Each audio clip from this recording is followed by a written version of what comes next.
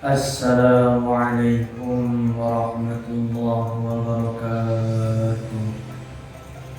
Bismillahirrahmanirrahim. Alhamdulillahi rabbil alamin.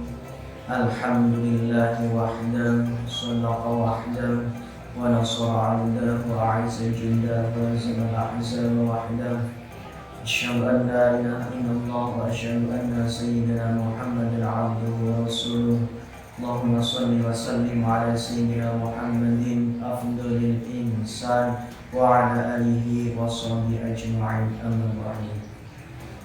Pertama-tama dan yang paling utama, puji dan syukur kehadirat Allah Subhanahu wa ta'ala yang telah melimpahkan rahmat, hidayah serta inayahnya sehingga kita semua masih bisa bernafas secara nikmat, masih bisa berkedip dengan tanpa adanya rasa ganjal, dan masih bisa menikmati hidup yang masih diberikan kesempatan kita untuk bertaubat dan untuk terus menambah amal ibadah kita semua kepada Allah Subhanahu wa ta'ala. Shalawat dan salam semoga tercurahkan kepada Nabi Allah Muhammad sallallahu alaihi wasallam, dan semoga saya dan semua pemirsa dan semua saja termasuk umat yang mendapat syafaat di yaumul qiyamah. Amin ya rabbal alamin.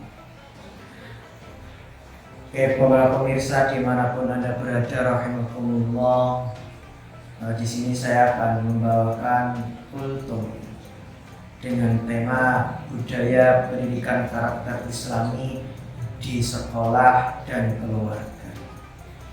Tentang budaya pendidikan karakter, tentang pendidikan karakter, dan tentang pendidikan untuk anak, itu seperti nasihatnya Luqman Hakim yang pertama, wa idza qala Luqman li ibnihi wa huwa ya'iduhu ya bunayya la tusyrik billah inna syirka la dzulmun 'adzim.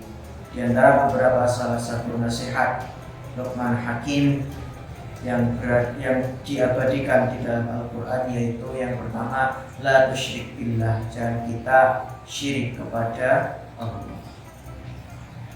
Syirik kepada Allah merupakan sebuah dosa besar yang tidak bisa diampuni. Tapi di lain sisi pendidikan, larangan kita untuk tidak syirik kepada Allah, larangan kita untuk syirik kepada Allah, atau lebih mudahnya untuk kita tetap memperkuat keimanan kita kepada Allah, merupakan salah satu dari akidah yang harus kita tancapkan di dalam hati.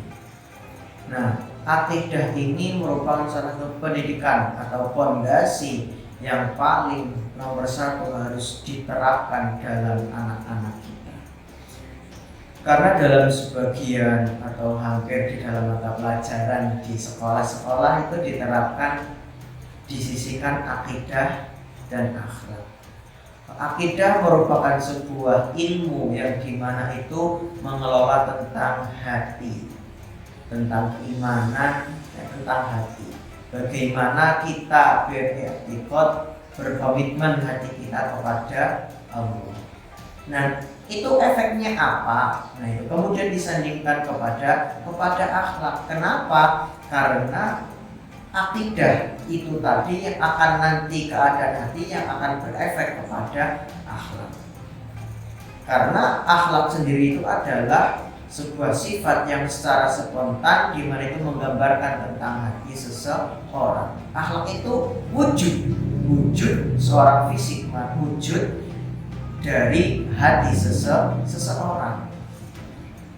Nah, itu tadi, otomatis itu sifat spontan, artinya akhlak itu tidak dibuat-buat, itu memang menggambarkan hati seseorang. Nah, itu akidah dan akhlak. Nah, oleh karena itu, ketika kita bisa mengajarkan kepada anak-anak kita tentang akidah yang baik, akidah bagaimana kita berkomitmen kepada Allah Subhanahu wa ta'ala untuk selalu bertakwa, melakukan segala perintah Allah dan meninggalkan semua larangan Allah, nanti imbasnya nanti kepada akhlak. Dan akhlak inilah yang itu menjadi pendidikan karakter. Pendidikan karakter merupakan sebuah pendidikan di mana itu mengajarkan tentang karakter seseorang, membentuk karakter seseorang. Dalam pendapat yang dinukil dari Syekh Naqib Al-Atas, yang merupakan seorang filsuf muslim, bahwasanya pendidikan Islam itu adalah akhlak. Pendidikan Islam itu apa ya? Akhlak itulah yang akan itu pendidikan Islam. Nah, oleh karena itu dalam budaya pendidikan karakter Islami itu dapat kita wujudkan melalui pembentukan akhlak. Para pemirsa dimanapun Anda berada rahimakumullah. Nah, bagaimana cara kita membentuk akhlak tersebut? Dalam kita sebagai orang muslim, dalam kesehariannya kita diajari yang namanya sholat, kita dilatih di situ kedisiplinan sebagai wujud karakter disiplin. Kemudian karakter sholat berjamaah adalah karakter kerjasama, karakter silaturahim dan lain sebagainya. Nah, berarti melalui apa? Melalui pembiasaan. Jadi pendidikan karakter itu bisa dilakukan dengan cara apa? Dengan cara pembiasaan.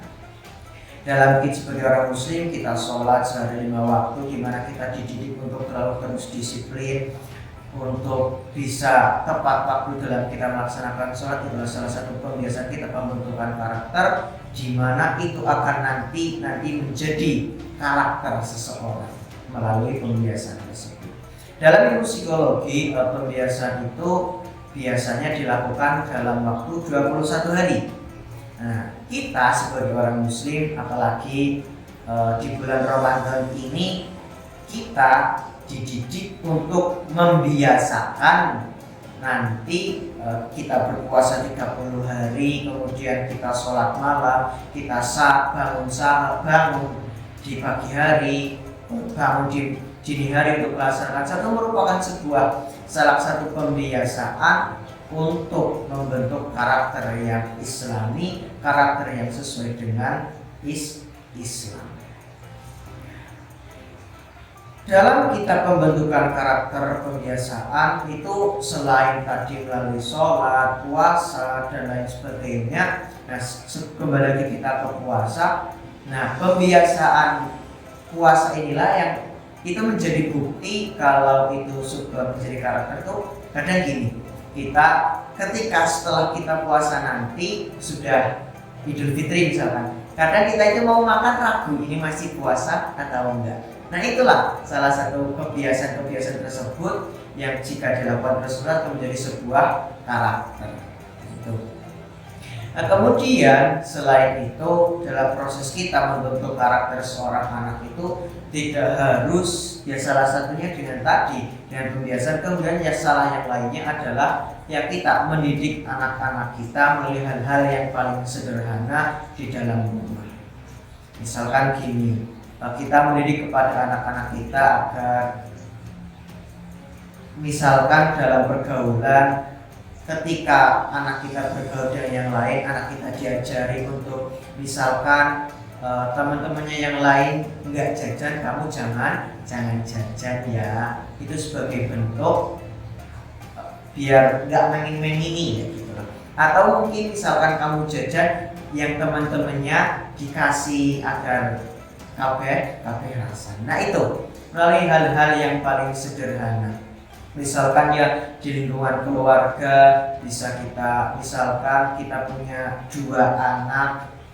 Nah, ketika kita beli bakso, kemudian 2 terkadang masih kurang, tapi oleh karena itu kita beli 3, kemudian kita jadikan 1, kita makan bareng sekeluarga. 2 orang tua dan 2 anak dimakan oleh 4 orang, terkadang itu malah bisa sisa. Kenapa? Karena disitulah kita mendidik anak-anak kita agar misalkan aku mengambil kebanyakan, nanti ayahnya aku nggak makan, atau adiknya aku nanti nggak makan, nanti kurang. Nah, itulah. Jadi pendidikan karakter kita bisa bentuk mulai dari dalam rumah. melalui hal-hal yang paling sederhana, tidak harus melalui hal-hal yang rumit gitu. Nah kemudian dalam di lingkungan sekolah bisa kita budayakan sholat dulu berjamaah, kemudian pagi hari kita biasakan sholawat. Nah pembiasaan inilah salah satu usaha atau cara kita untuk membentuk karakter seorang anak.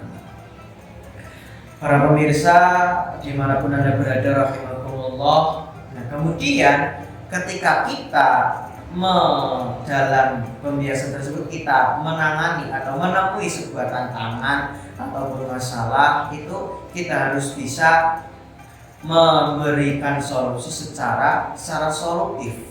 Dalam artinya memang boleh bisa memberi solusi, artinya tidak menggunakan kekerasan. Kenapa? Karena untuk anak-anak zaman sekarang ketika digunakan kekerasan mungkin iya salah pas itu saja mereka mau, tapi ketika tidak ada kekerasan itu tidak membudayakan mereka untuk tetap melakukan hal baik tersebut. Nah itu hal termaksud dalam Al-Quran, fabima rahmatin minallahi lintalahum, bahwa diantara sebab diturunkan rahmat Gusti Allah itu kita harus lintalahum, bersikap lemah lembut terhadap mereka.